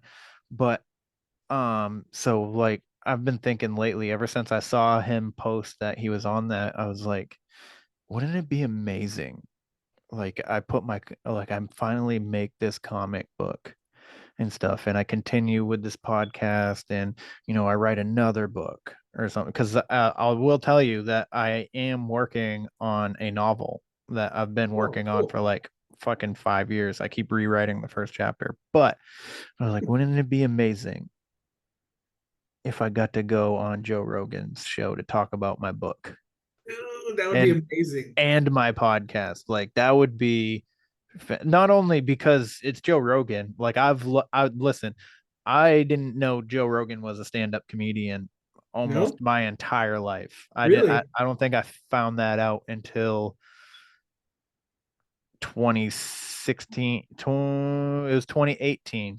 When I saw his one of his specials on Netflix. I was like, what the fuck? And I watched it, and once I started getting into podcasts, and I came across his podcast, and he talks about being a comedian since like the 80s, and I was like, what? Yeah, Because I know I him as Fear remember. Factor, you know what I mean? That's what I Yeah. grew up with him as. And then he went, so for me, from my life's perspective, it was Fear Factor and then UFC. But it was always UFC and always stand-up comedian. Mhm. You know what I mean? I mean, not technically the UFC, but he was always like in the Yeah. fighting world. You know what I mean? He was on And a TV show too. yeah, like a sitcom or something Yeah, like that. news You're right. radio. News radio. Yeah, Oh yeah, that's okay. Yeah. You're it right. was. I'm old enough to remember. I remember watching episodes of it. It was pretty good. I like that show. Wow. That's where I first saw him. Was on that. He Okay. had hair back then. He still kind of had hair and Fear Factor.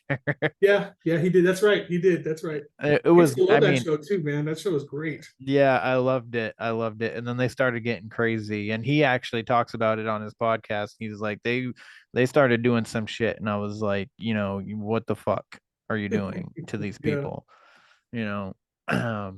But yeah, no, that was like a thought that actually pretty recently, it was maybe days or probably less than a week. I was like, wouldn't it be amazing if I got to go on Joe Rogan's show? I think one of Wouldn't the it? first conversations you and I had, I brought him up. I said, "Dude, you should come to Texas because come down to Austin. I'm from San Antonio. I live in San Antonio. Yeah, I think he's in Austin. Yes, And he's in Austin. I was like, come down to Austin, dude, meet Joe, do a show." And you're like, "Yeah, I would love to do that." Yeah, I yeah, remember we talked about that for sure. Dude. That would be great. I can see that. yeah. Definitely see that. And then I went into this like whole story in my head that Joe Rogan reached out to me and was like, "Hey man, you want to come on my podcast?" He's like, "And I'll buy your ticket, and I'll put you up and blah blah blah blah." And then while I'm on his podcast, he's like, "You want to come to the mothership and do a set?" And then I'd go and do a set and fucking bomb or something. I don't know. Do But you that was have type 5, man? Do you have a type 5? yeah. It's funny because I actually at one point wanted to do that, do stand up. Yeah. I thought, yeah, I think I could write. I definitely could write it. I definitely could write it. And I Yeah. remember I was married before, and my ex-wife, when we broke up, we were still talking a little bit. And I told her, I'll write it for you if you perform it. She's like, yeah, sure, but we just never did it. Ugh. Never did it. Oh man, that would I be was writing this story a long time ago.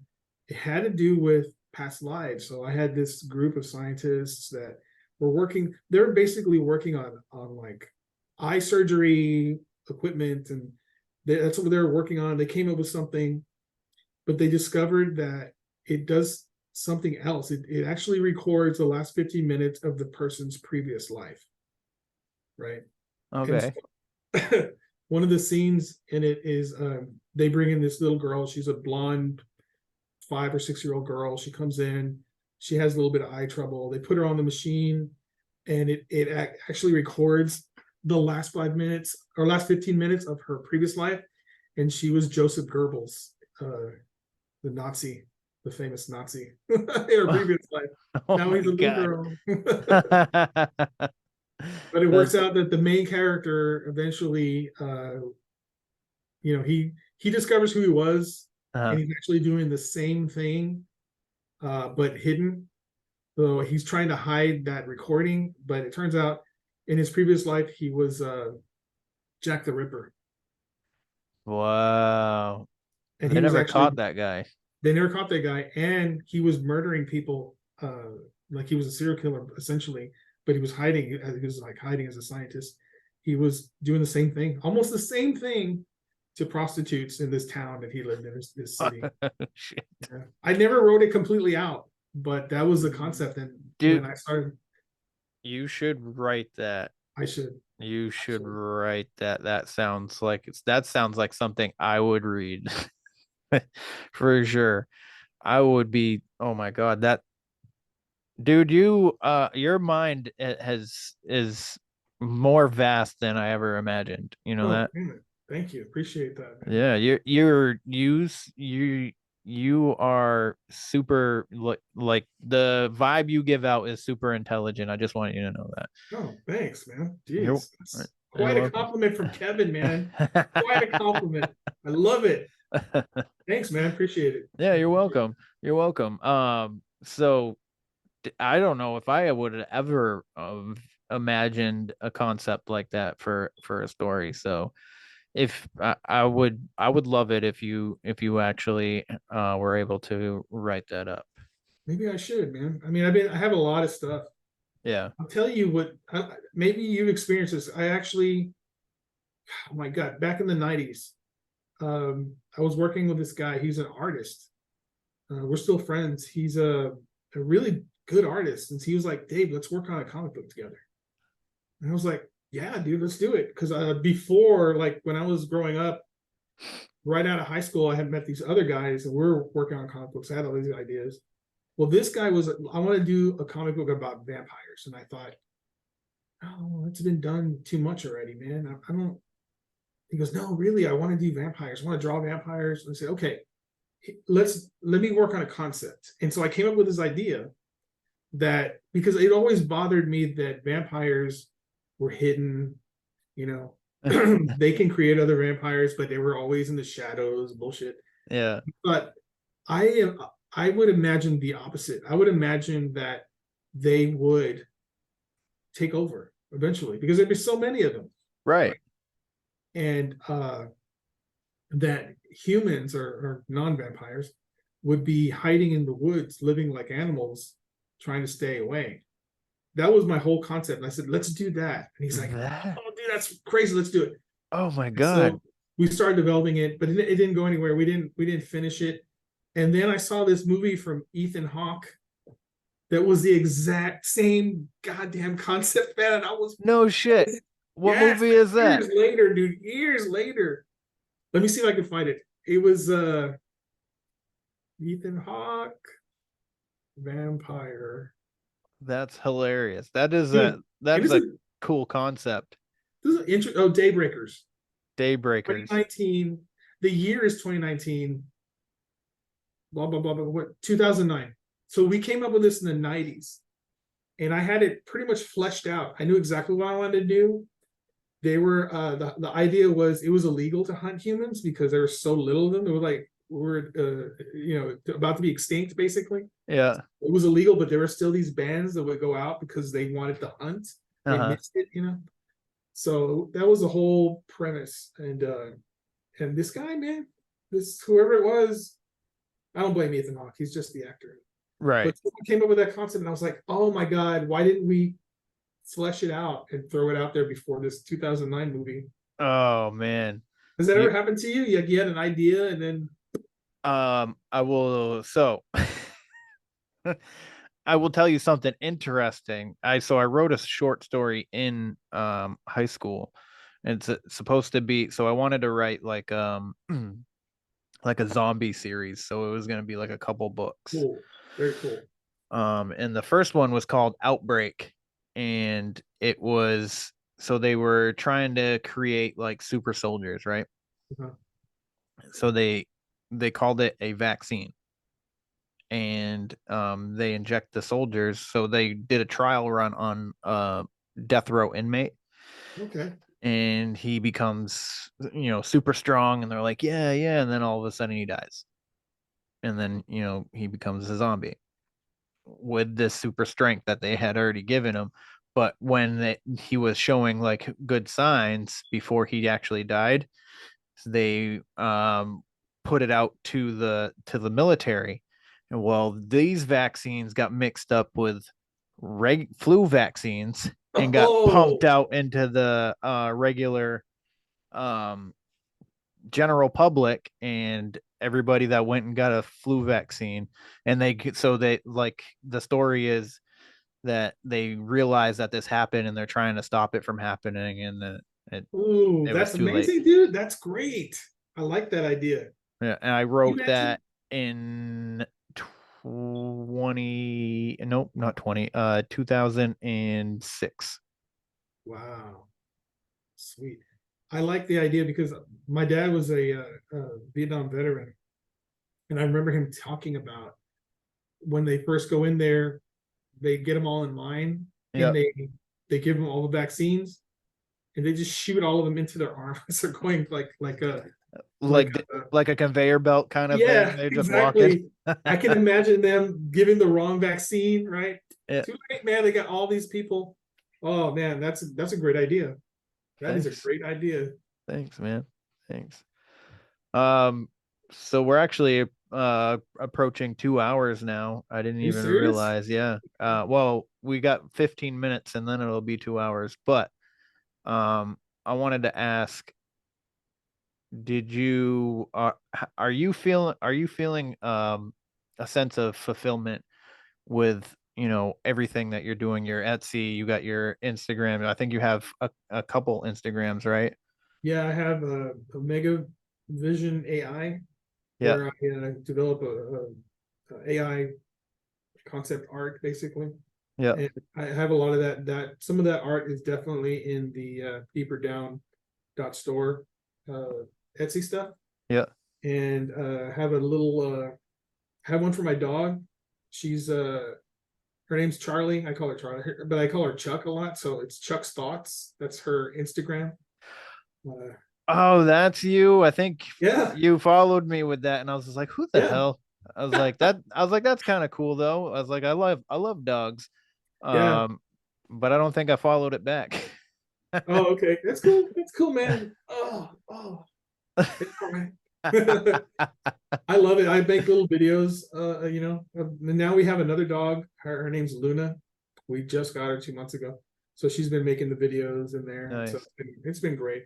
Yeah, I feel so. Before all this, it'll be over a year in July that I was working as an IT Hmm. guy. I was a manager, an IT manager, and I got fired essentially in July of last year, and so it was a huge like shift in my life because that's all I know was going to work, 5 days a week, whatever. Yeah. And then this happened, and then so I started developing little things. Like the first thing was Chuck's Thoughts. That was the first thing I started developing, and I found out I was more creative. I had creative, I guess, desire. Like I wanted to put something out there. I've always been creative, but it's been suppressed because of the jobs and all this stuff. Hmm. And now I feel, yeah, I definitely feel a little more fulfilled because I'm doing those things that make me happy. So Nice. it's not profitable, bro. So it's rough. So Right. I've been taking up jobs. I'm about to start Ubering. I'm a courier also, that's pretty fun. Get to drive all over Texas and deliver little packages and stuff. Nice. That's pretty good. But yeah, I think if this thing takes off, if I can get this stuff to, help out, I think it'd be really fulfilling because then I would really concentrate on this stuff a lot more, Yeah. have more time to do it, you know.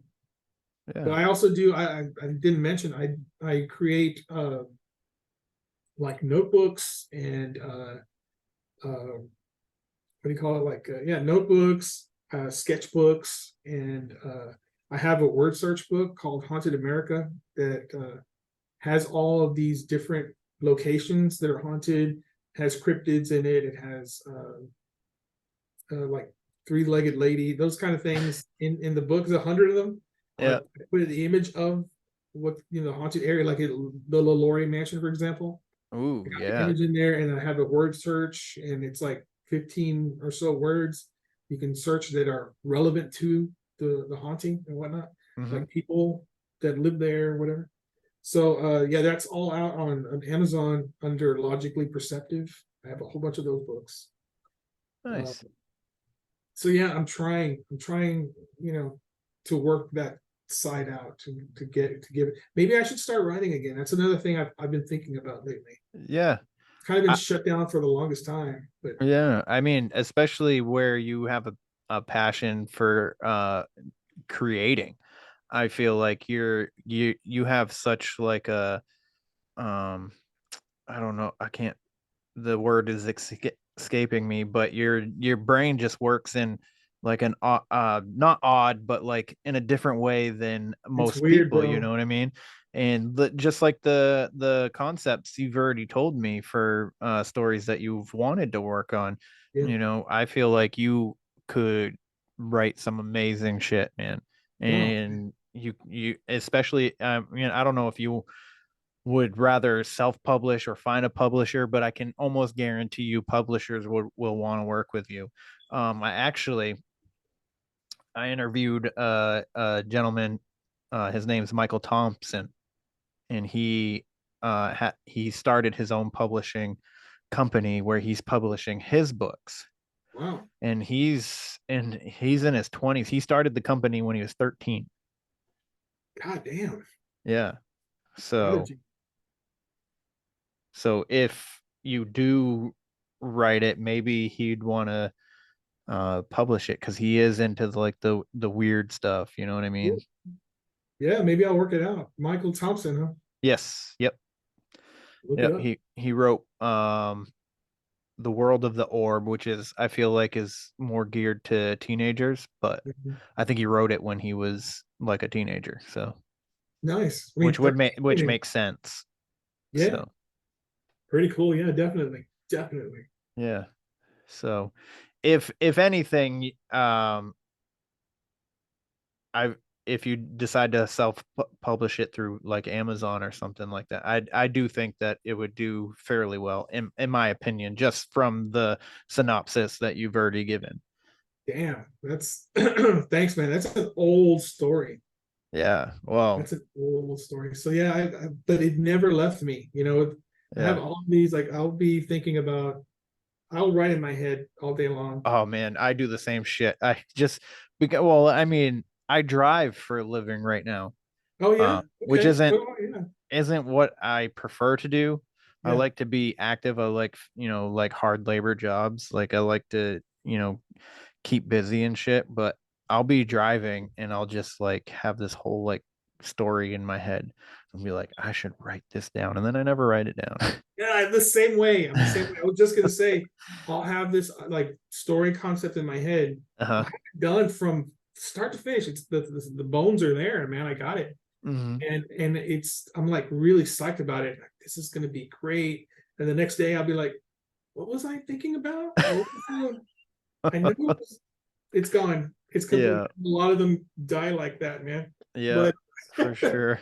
but there are a few that stay with you, and that's one of them. The one with the Jack the Ripper idea that Yeah. stay with me for you. I have a whole bunch of them that stay with me. But yeah, man, thanks for the encouragement. I probably just needed that push because Yeah. I've been thinking about it, thinking about it. Dude, if you talk to anybody who reads books and you give them what you told me, they'll tell you the same exact thing. So Wow, thanks. I can almost guarantee it, especially if you do decide to talk to Michael at all. Mhm. I he's very knowledgeable with the writing and stuff like that. I can almost guarantee you he will enjoy the synopsis you just gave me as well. So Cool. Okay. He's a very animated kind of person, and I love talking to him, and he was fantastic on the show. So I Nice. actually met him in person. That's how we connected. Very So cool. He lives up there in Maine with you? he lives in Ohio. I went, so I don't know if you Yeah, I uh saw that I, thing I you went to. Yeah. yeah, I went to Encounter Quest in North Carolina, and he was Cool. there trying to sell his books, and I actually ended up buying one. So Oh, you were talking to Farah about it. I remember.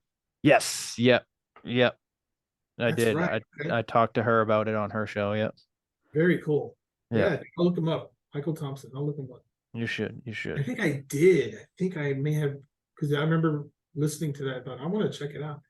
Yeah. And he had he had like drawings too. Am I wrong about that? He had like drawings. He did comic. Has his own Yeah, comic books too. Yeah, man. and he Oh, draws them out himself. oh, wow. I would love to be able to draw. I cannot draw for Oh shit. my god, I would love to be able to draw. I almost hate all my friends that can do it. I hate. Yeah, me too. I can do faces, which Yeah, people say they have the hardest time with faces. I have the hardest time with like the rest of the body. yeah. I have the hardest time with everything. I can't do it. Yeah. Wish I could. If I could, I would have done my own comic books by now for sure. Yeah, me too. Me too. I did so in high school as well, I did a comic book. I can't remember the freaking name of it, but I drew them as all the people were stick figures. Oh, really? Yeah, and I remember the first issue that I made, it was, so and so and the attack of the dodgeballs. So they're like two kids in high school, and they're in gym class, and they get attacked by dodgeballs. So basically, like it was just like them fighting like weird stuff in every issue, but one of the characters had one of the characters had a mohawk, right? And the Mhm. other character was bald, but at the beginning of every comic, he had a different hairdo, and in the middle of the comics book, he would lose his hair and be like, "God damn it!" That's awesome. I can imagine with the dodgeballs, flying around. They're like sticks everywhere because they break apart or something. Yeah. That's really cool, man.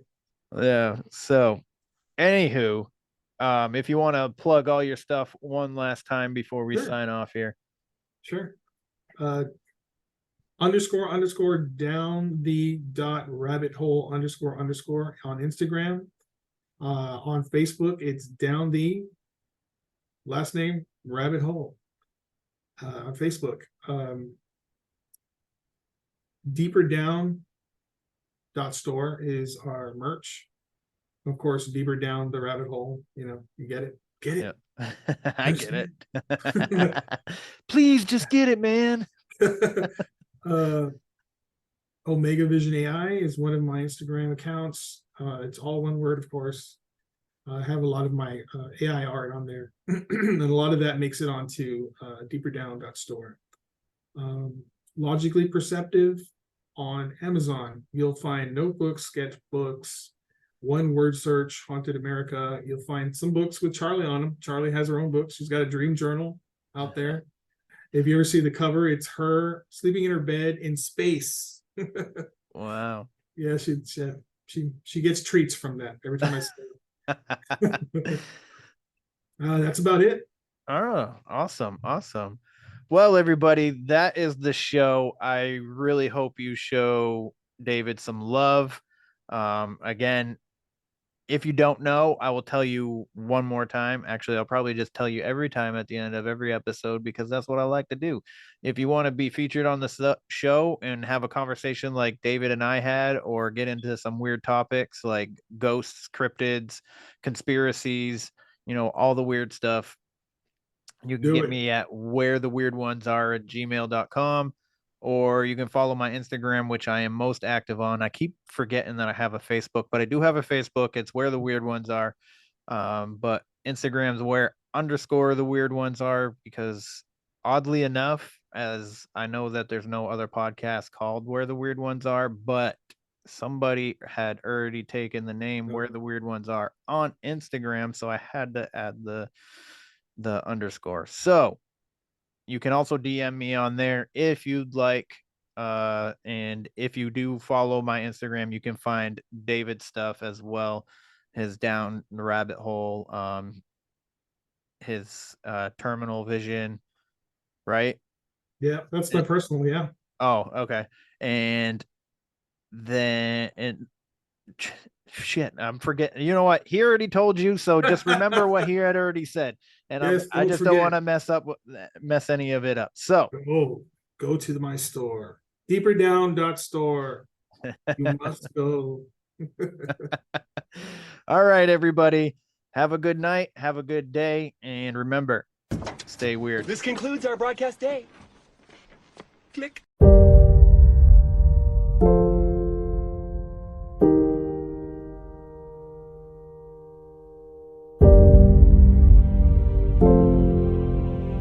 Because in the end, none of us have very long on this earth. Life is fleeting. And if you're ever distressed, cast your eyes to the summer sky, when the stars are strung across the velvety night, and when a shooting star streaks through the blackness, turning night into day. Make a wish.